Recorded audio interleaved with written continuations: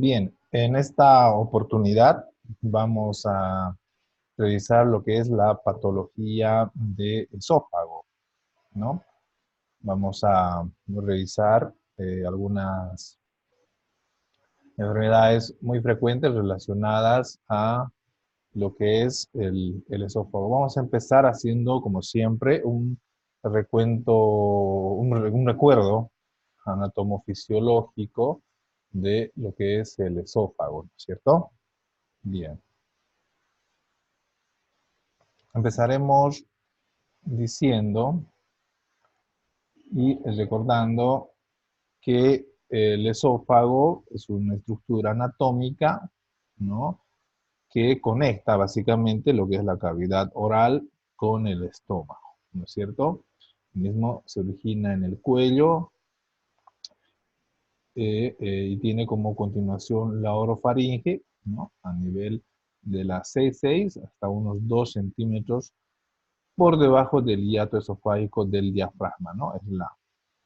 Es la sección esta que se llama esófago, ¿no es cierto? Tiene una longitud de aproximadamente 27 a 30 centímetros, unos 5 centímetros en su porción cervical, 20 a 23 centímetros su región torácica, ¿no? Y 2 centímetros su parte abdominal. Entonces hay un esófago cervical, torácico y abdominal, ¿no es cierto?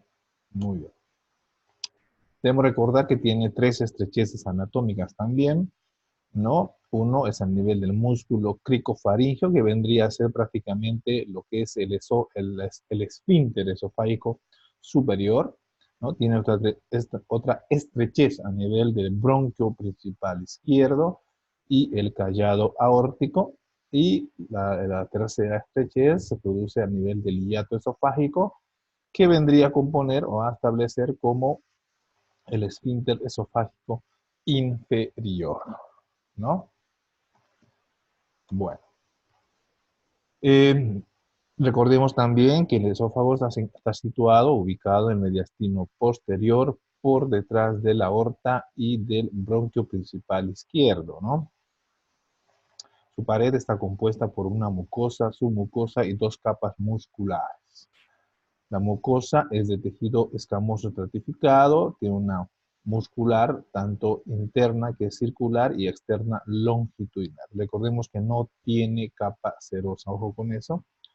Y algo que es característico del esófago es que el tercio superior del mismo es de un músculo esquelético y los 2 tercios inferiores de músculo liso, ¿no? Bueno, en cuanto a la irrigación, la parte cervical está irrigada por la arteria tiroidea inferior, la torácica por las arterias bronquiales y esofágicas, ramas de la aorta torácica, el abdomen por la rama ascendente de la arteria gástrica izquierda y las arterias frénicas inferiores, ¿no?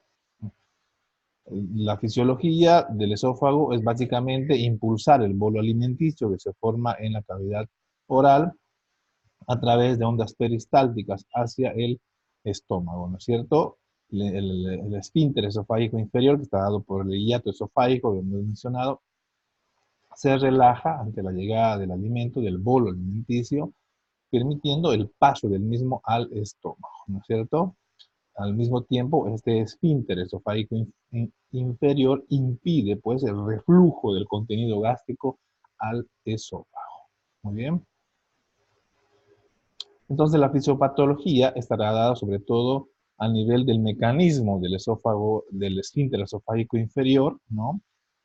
Lo que las mismas alteraciones de este mecanismo de reposo van a dar o van a ser causantes de una enfermedad que se denomina RGE, o sea, reflujo gastroesofágico, ¿no? Produciendo posteriormente, como dice ahí, pirosis, ¿no es cierto? Además de alteraciones en la relajación misma, ¿no?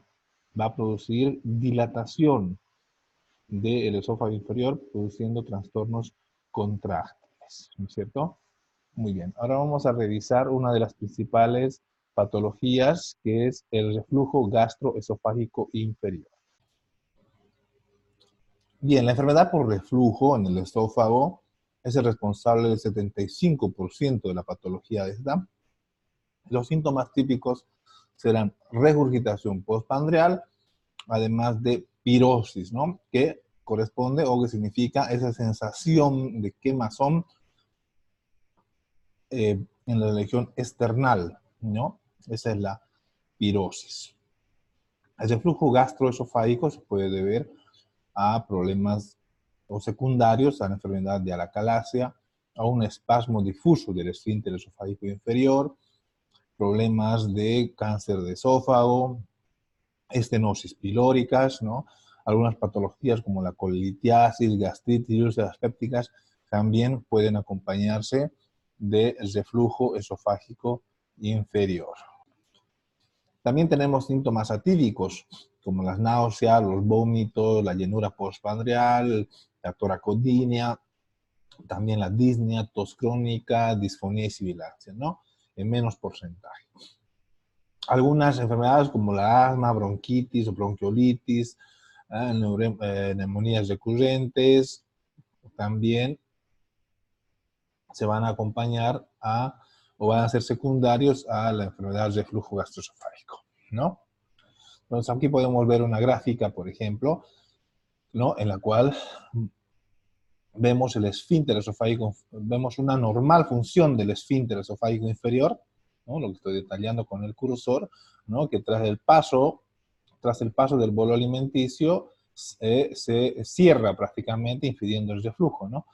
Lo que no sucede en el caso, en esta gráfica, en el cual prácticamente ese cierre, ¿no? Ha perdido, ¿no? Su consistencia, o sea, permite el paso, por lo cual se da el reflujo, o sea, a nivel, como habíamos mencionado, la fisiopatología se encuentra por una falta de contracción a nivel del esofágico, del esfínter esofágico inferior, ¿no es cierto? O también va a haber relajación a nivel del hiato esofágico, lo que va a dar como resultado una hernia hiatal, ¿no? Entre las causas, ¿no? La fisiopatología, una incompetencia del esfínter esofágico inferior, lo cual va a producir una presión menor a 6 milímetros de mercurio y una longitud corta, dice menos de 2 centímetros de esófago abdominal, o sea, un esófago corto, ¿no es cierto? ¿Ok?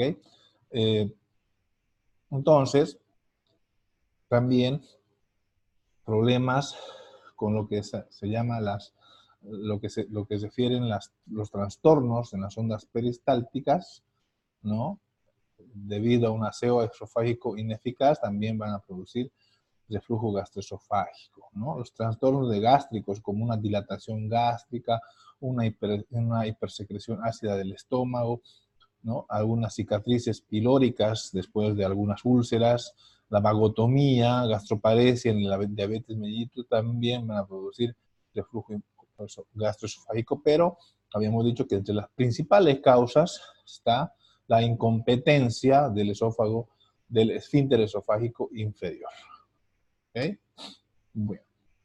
Dentro de las pruebas imagenológicas que nos van a ayudar en el diagnóstico de esta enfermedad, principalmente, hemos dicho, está la clínica, ¿no? Esa pirosis, ese flujo inmediatamente después del consumo de alimentos, ¿no? La clínica nos hacen sospechar ya de una enfermedad de reflujo, pero una prueba que es fundamental en esta patología es la endoscopía, ¿no? En este caso se llama una esófago gastroduodenoscopía, en la cual nos va a poder mostrar cómo está la función del esófago, del esfínter esofágico inferior, ¿no?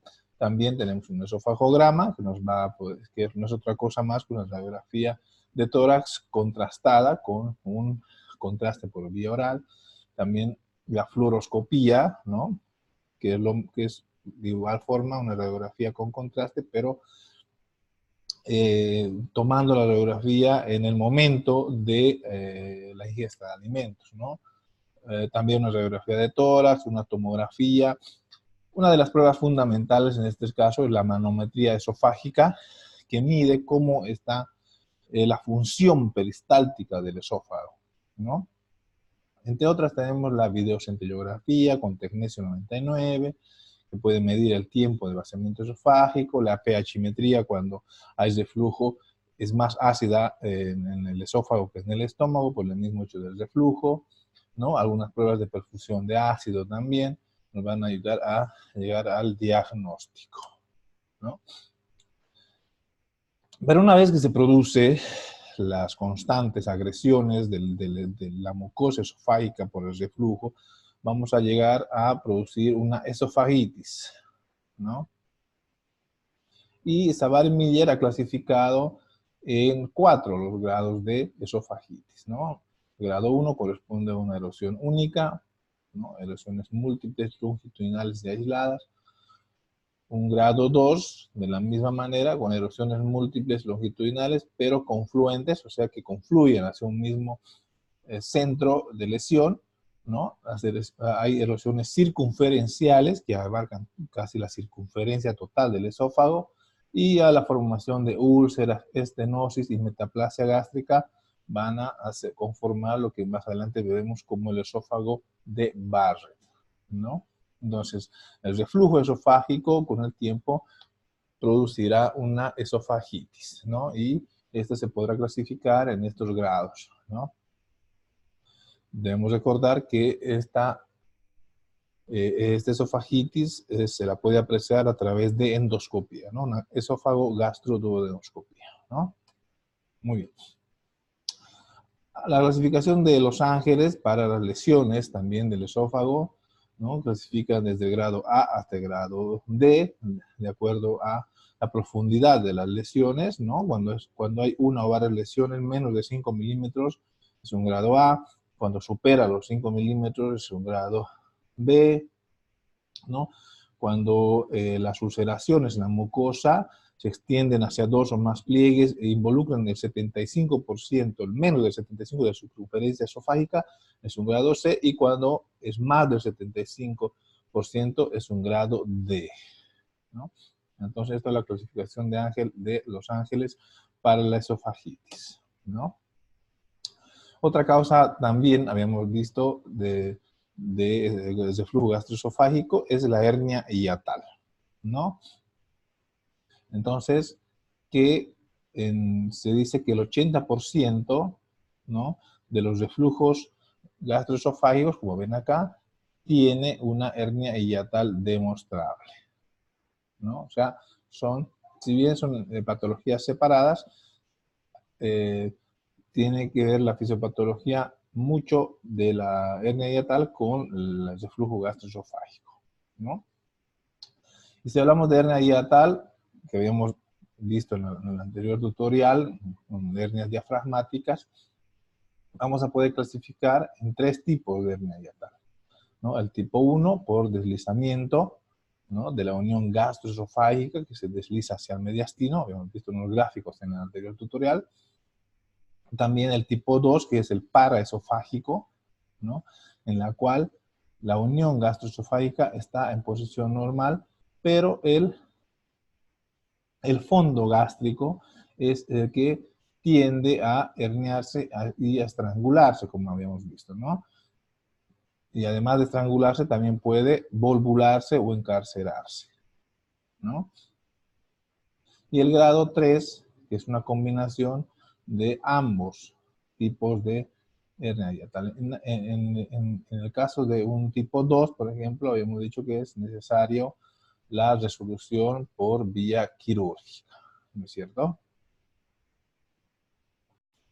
Aquí podemos ver un gráfico, por ejemplo, de lo que es una hernia hiatal, un tipo 1 y un tipo 2, una pared esofágica, ¿no? En la cual, en la tipo 1, es la unión gastroesofágica la que se desliza por deslizamiento, habíamos dicho, y en el grado 2 es el fondo gástrico, ¿no?, que se hernia, y tiende a encarcelarse, estrangularse o volvularse, como hemos dicho, ¿no? Entonces ahí tenemos los 2 tipos de hernias, ¿no? En este caso, como es un grado avanzado, requiere una reparación quirúrgica, ¿no? De igual forma, por ejemplo, este es un estudio que nos muestra en detalle el esófago con un contraste, ¿no?, el estómago está acá, y cuando pasa el bolo alimenticio, ¿no?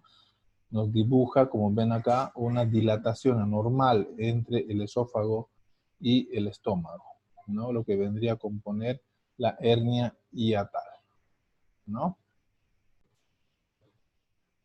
Bien, entonces esto es una fluoroscopía, ¿no? Esto es una fluoroscopía con contraste para poder ver el paso del bolo alimenticio hacia el estómago. Bien, entonces el tratamiento estará dado por el grado de hernia hiatal o el grado de reflujo gastroesofágico que presenta el paciente. En casos leves, los pacientes pueden resolver el cuadro con simple terapia sintomática, ¿no es cierto? Se puede utilizar un tratamiento con antiácidos, ¿no? De 8 a 12 semanas, es lo recomendable, ¿no? Y se ha visto que reducen los síntomas en un 80%. Además de otras medidas como elevar la cabecera de la cama, evitar ropa ajustable, ¿no?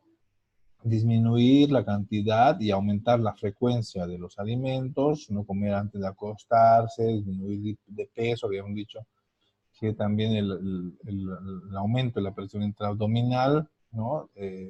Tiende a producir una hernia de hiato, por eso, ¿no? Disminución de peso, evitar el alcohol, obviamente, café, chocolates, algunas mentas, ¿no? Entonces, dentro de las medidas paliativas, cuando tenemos una enfermedad por reflujo esofágico leve, ¿no?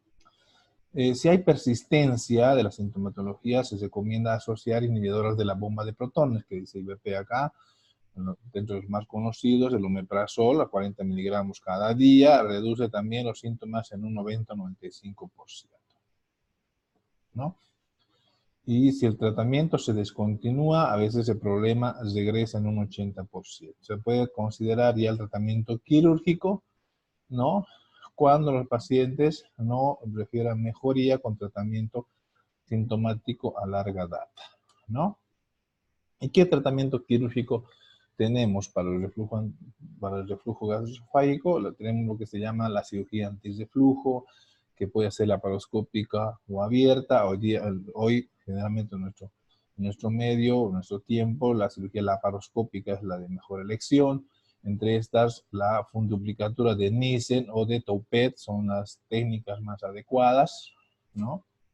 Que consisten básicamente en, como tenemos un esfínter incompetente, se trata de reforzar pues, ese esfínter o hacer como una fundoduplicación, ¿no? Alrededor de este segmento del esófago abdominal, que son 2 centímetros, habíamos dicho, ¿no? Entonces, a través de se hace como una rotación a nivel del esófago abdominal, del fondo gástrico, por eso se llama fonduplicatura, ¿no? Que consiste en, vuelvo a repetir, ¿no? En, si vale el término, eh,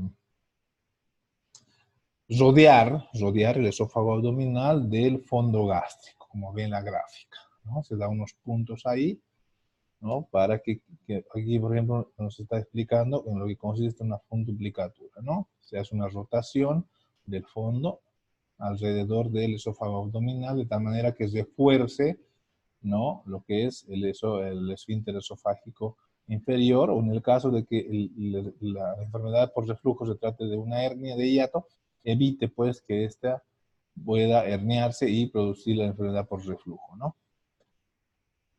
De igual manera, la técnica laparoscópica, ¿no? De igual forma, la funduplicadora de Toupet, ¿no?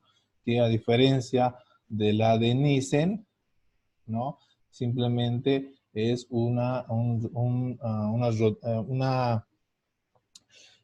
duplicatura parcial, como ustedes ven, no es total a 360 grados como la de Nissen, la de Toupet es a 270 grados simplemente, ¿no? Y se hace los puntos de tal manera de reforzar este esófago abdominal, ¿no? Y también del esfínter que está a ese nivel, ¿no? Dentro de las complicaciones, habíamos visto ya las esofagitis, las hemos clasificado por tipo de esofagitis.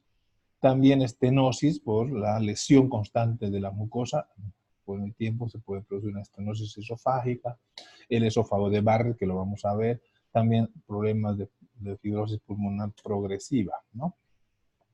Bien, entrando al esófago de Barrett, que es una complicación del reflujo esofágico, ¿no? Vamos a decir que se denomina esófago de Barrett a un cambio en el epitelio escamoso estratificado normal del esófago por un epitelio columnar o cilíndrico, ¿no? Secundario, pues, a la destrucción repetida del epitelio, ¿no? El epitelio normal, ¿no? Fue descrita por primera vez por Norman Barrett en 1950, ¿no? Generalmente ocurre en un 7 a 10% de los pacientes con reflujo gastroesofágico, siendo este el estadio final de la historia natural de esta enfermedad. O sea, si un paciente con reflujo no se trata, va a terminar haciendo un esófago de Barrett de un 7 a 10%, ¿no es cierto? Bien. Actualmente se dice que ya con el uso de la endoscopía, ¿no? Se ha podido determinar que el epitelio normal del intestino se transforma en una metaplasia intestinal, ¿ya?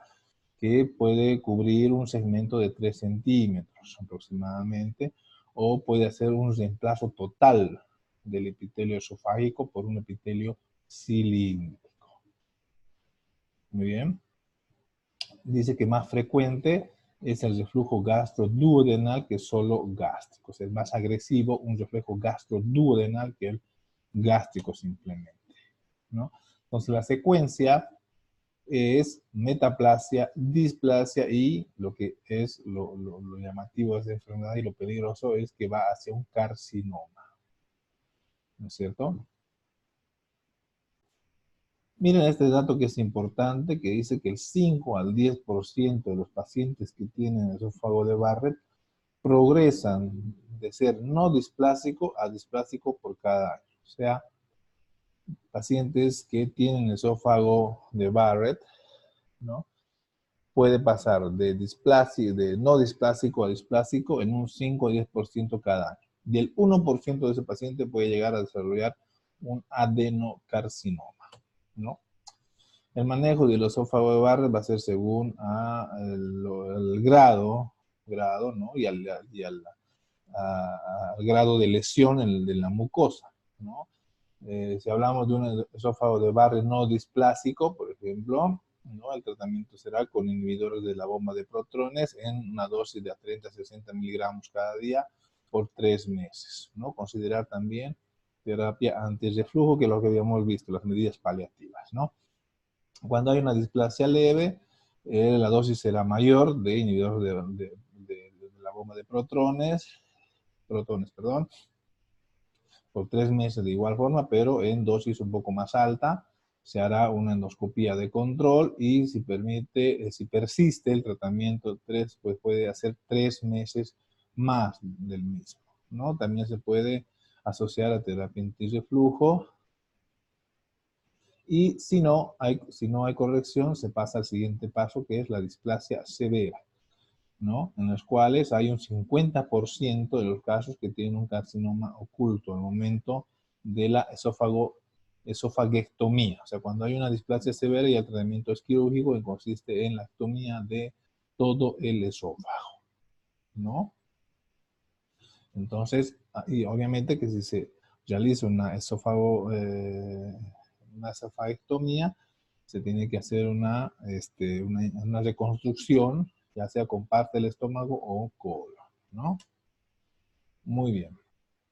Entrando a otra patología, los divertículos esofágicos también son muy frecuentes en nuestro medio. Habíamos dicho que los divertículos son saculaciones, ¿no? Sacos a nivel de la pared del esófago recubiertos por mucosa con epitelio que protruye del lumen esofágico, ¿no es cierto?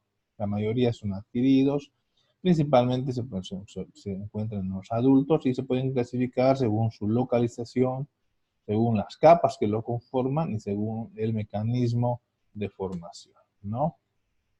Según la localización, pueden ser a nivel faringoesofágico, lo que es comúnmente llamado como el divertículo de Zenker, en la unión del faringe con el esófago, ¿no? Pueden ser parabronquiales, generalmente a nivel del esófago medio, cerca de la bifurcación de la tráquea. Puede ser epifrénicos cuando se encuentran por encima del diafragma, ¿no? Supradiafragmáticos, ¿no? Ubicados en los últimos 10 centímetros del esófago. Bien, segunda la capa que los conforma, puede ser un divertículo verdadero o un falso divertículo, ¿no? Verdadero es cuando está conformado por todas las capas del esófago, ¿no? Mucosa muscular, y el falso obviamente que solo contiene mucosa y submucosa que permiten la herniación, ¿no? Del músculo esofágico. Bien, según los mecanismos de formación pueden ser por pulsión o por tracción. Por pulsión se refiere a un aumento de la presión intraluminal del esófago que debido a esas áreas de debilidad pues producen una dilatación de los mismos, ¿no? Los cuales se clasifican, como hemos dicho, según al lugar del esófago, que puede ser Zenker, puede ser epifrénico, ¿no? Por tracción es el resultado de una reacción inflamatoria, pacientes con TB, pacientes con histoplasmosis, ¿no? Presentan inflamaciones a nivel de ganglios mediastinales, los cuales se adhieren al esófago y luego producen una protrusión de la pared del esófago hacia esta cicatriz, ¿no? Lo cual va a producir unos divertículos, ¿no? Muy bien. Aquí, por ejemplo, vemos un divertículo en la región del esófago medio, ¿no? Lo que está señalando el cursor, ¿no? El esófago con contraste, ¿no? Y aquí vemos una saculación, que les decía, que corresponde a un divertículo y por el lugar donde se encuentra, pues se clasifica como el divertículo de esófago medio. Este, por ejemplo, es un divertículo epifrénico, supradiafragmático, como les había dicho, miren, como una saculación, un pedículo que lo une al esófago, ¿no? Dentro de estos divertículos, el más frecuente, y que seguramente han escuchado hablar, es el divertículo de Zenker, que se presenta en los 30-50 años de edad, ¿no? Aparece generalmente por encima del músculo constrictor de la faringe, ¿no? Entre las fibras de la musculatura oblicua de los músculos tirofaringeos y de los horizontales del músculo cricofaringeo, lo que se denomina el triángulo de Killian, ¿no? Ojo con eso, ¿no? Que es una área de debilidad de la faringe posterior, ¿no? Entonces, debido a un aumento de la presión, le habíamos dicho por pulsión, se produce el divertículo de Zenker, ¿no? Entonces se forma debido a una incoordinación del mecanismo de deglución y el consecuente aumento, ¿no? Por pulsión de la presión intraabdominal, ¿no? Este divertículo, sin embargo, es un divertículo falso cuando se produce por pulsión. Es de crecimiento gradual, puede ir aumentando en el tiempo y con el paso del mismo provoca obliteración de todo el lumen esofágico, ¿no? Según aumenta de tamaño, ¿no? ¿Cuál será la clínica? Una disfagia cervical, o sea, dificultad para la deglución, ¿no? Una regurgitación de alimento no digerido, eso es claro, ¿no? Los pacientes con divertículo de Zenker a veces ingieren un alimento y lo regurgitan el mismo alimento no digerido, ¿no? Es patognomónico el divertículo de Zenker. También la sensación de goteo en el cuello, la deglución, sensación de ahogo cuando ya es bastante grande el divertículo, puede haber broncoaspiración también, pérdida de peso porque a veces todo lo que uno come simplemente se va al divertículo de Zenker y luego se regurgita, ¿no? Y obviamente como tenemos comida estancada en el divertículo, va a producir una halitosis putrefacta, ¿no? Bien. Dentro de las pruebas que nos pueden ayudar al diagnóstico, un esofagograma es fundamental para poder dibujar todo el esófago. Una endoscopía a veces tiene su riesgo por perforación del divertículo, ¿no? Igualmente una esofagoscopía también porque recordemos que tenemos una saculación que en algún momento puede llegar a romperse, ¿no? El tratamiento en un momento será paliativo, tratando de aliviar o mejorar el trastorno neuromotor que provoca la obstrucción, ¿no?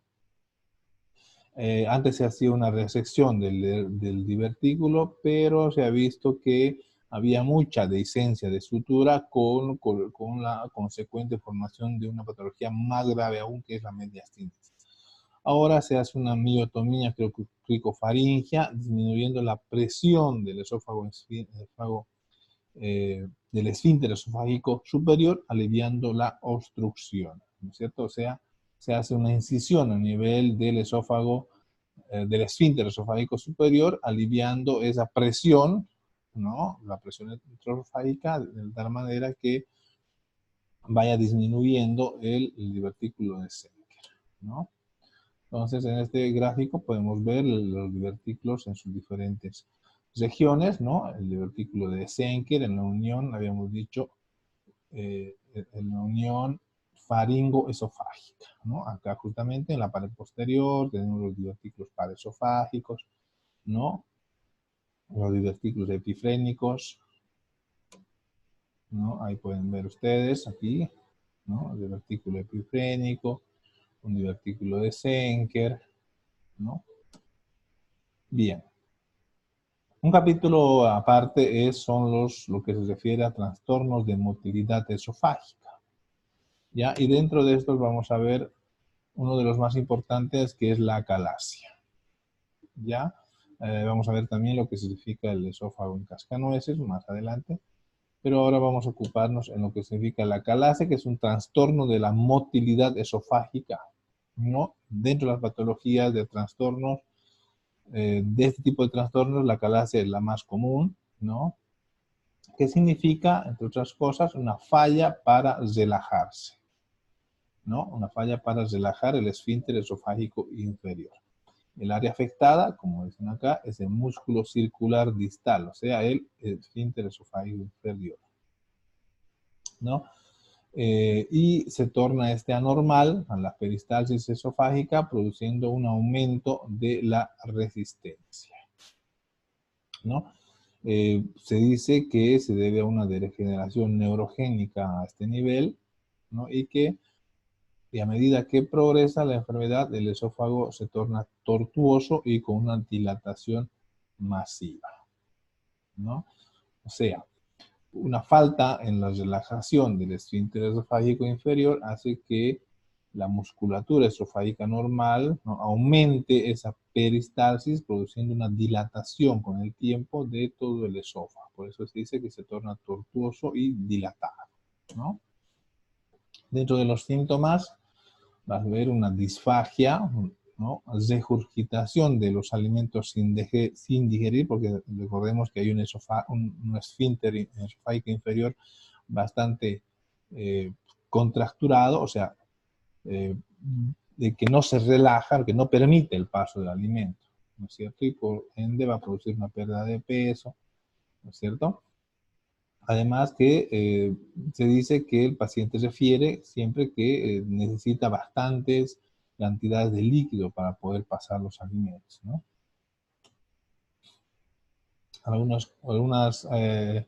En algunos casos puede acompañar de neumonía por broncoaspiración, ¿no?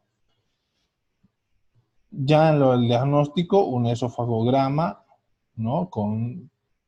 Contrastada con bario, ¿no? Nos va a dibujar la dilatación proximal del esófago, la deformidad característica en esta patología se denomina pico de pato, ¿no? La cual vamos a ver a continuación. Muy bien, acá hay como un pico de pato. Si nosotros volteamos esta figura, ¿no? Esto se produce, ¿por qué? Porque el esfínter acá es hipertónico, o sea, está contracturado, no permite el paso y la motilidad esofágica trata de vencer esta obstrucción y en ello va produciendo una dilatación del esófago, como ustedes pueden ver acá, ¿no? Un esófago bastante dilatado, ¿no? Y se forma el pico de pato, como ustedes, como dice ahí, ¿no? También una matometría esofágica nos va a ayudar a ver que hay una hipertonía del esfínter esofágico inferior. El tratamiento, en este caso, el 95% es quirúrgico y consiste en lo que se denomina la miotomía de Heller, ¿no? La cual consiste en hacer una incisión a nivel del esfínter esofágico inferior para a través de esto, ¿no?, liberar esa hipertonía y que se produzca el pase del bolo alimenticio del contenido esofágico al estómago. También hay algún tratamiento médico usando bloqueador de los canales de calcio, ¿no?, o dilataciones con balones a nivel de la unión gastroesofágica también se pueden hacer, ¿no? El esófago en cascanueces, ¿no?, corresponde a contracciones peristálticas con amplitudes máximas mayores a 2 desviaciones. Dice esto en un esofagograma, ¿ya? Lo característico del esófago en cascanueces es que muchas veces es confundido con un angor pectoris, ¿no es cierto? Esa sensación de dolor en el pecho que es característico del infarto agudo del miocardio. Entonces, un diagnóstico diferencial importante, ¿no? Bien, ahora vamos a revisar los, otra patología que corresponde a los tumores de...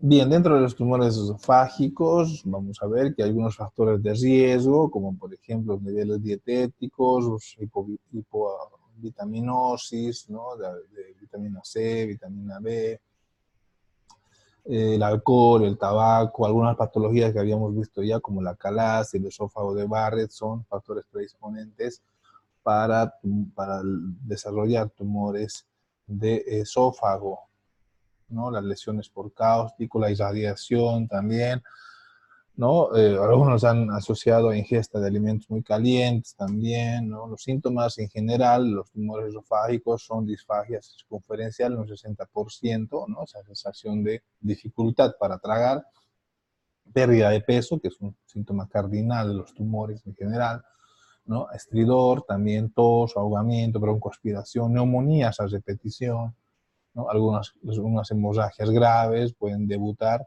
los tumores pueden debutar con hemorragias graves, parálisis de las cuerdas vocales y dolor óseo cuando ya hay metástasis, ¿no?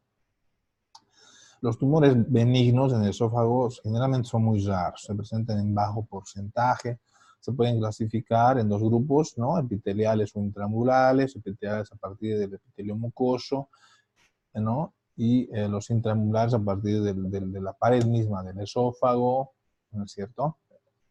Y dependiendo a partir de qué capa de la pared del esófago se van a ir clasificando en papilomas, ¿no? Ya sean miomas, leiomiomas o vasculares, pueden ser hemangiomas o linfangiomas, perdón, ¿no es cierto? Un capítulo importante revisar en este apartado son los tumores malignos, que son los más agresivos que hay. Y dentro de los tumores malignos, el carcinoma de células escamosas es muy frecuente y ese corresponde al 90 al 95% de los tumores malignos de esófago. Se originan en el epitelio escamoso de la porción superior del esófago. O con eso, ¿no? De los cánceres de esófago es el más frecuente, generalmente es el maligno y es el de células escamosas. Generalmente ocurre se presenta en los extremos de la vida, generalmente a personas mayores a 70 años, como dice ahí, la séptima década de la vida, y con preferencia en hombres que mujeres, ¿no? Ahí vemos unas fotografías de este tipo de cáncer maligno, ¿no? Vemos una alteración total de la mucosa esofágica, como ustedes pueden ver acá, ¿no? Y aquí hay una úlcera, ¿no?, de células escamosas, ¿no? Una úlcera bastante grande con una alteración total, ¿no? Como ven ahí, ¿no? A nivel histopatológico también, ven ahí bastante alteración de todo, de las células, ¿no? Ven una mucosa normal, por ejemplo, acá, una muscular propia, y ven esta alteración total, ¿no? De la histología normal de la mucosa esofágica, ¿no es cierto? Aquí vemos, por ejemplo, una fluoroscopía, ¿no? Con bario, ¿no? En la cual vemos acá una estrechez por un tumor acá en el esófago, ¿no? Muy bien. Entonces, acá también vemos, por ejemplo, generalmente en el tercio superior acá podemos ver, ¿no?, la presencia de una tumoración que crece hacia el lumen del esófago. Otro tipo de tumor es el adenocarcinoma, ¿no?, que se presenta en más baja frecuencia, ¿no?, generalmente como consecuencia de lo que habíamos dicho anteriormente, el esófago de Barrett, ¿no es cierto? El esófago, la enfermedad natural, recordemos un poco del reflujo esofágico, era primero la formación de un esófago de Barrett y posteriormente, si este no se trata, va a un adenocarcinoma, ¿no? Este se forma en el epitelio cilíndrico, ese que reemplaza el epitelio escamoso normal del esófago, ¿no? Dentro de los factores de riesgo, como ustedes ven acá, el reflujo gastroesofágico, la obesidad, pacientes con antecedentes de uso de cigarrillo crónico, fumadores, ¿no? El esófago de Barrett, obviamente, ¿no? Y estos datos importantes, 8 al 15% de los pacientes con esófago de Barrett van a desarrollar adenocarcinoma, ¿no? Esto como un dato complementario, ya hemos visto que es el esófago de Barrett, ¿no? Bueno, entonces, esperando que este tutorial haya sido de su utilidad, me despido y les dejo el material ahí para que lo puedan revisar, ¿no? Gracias.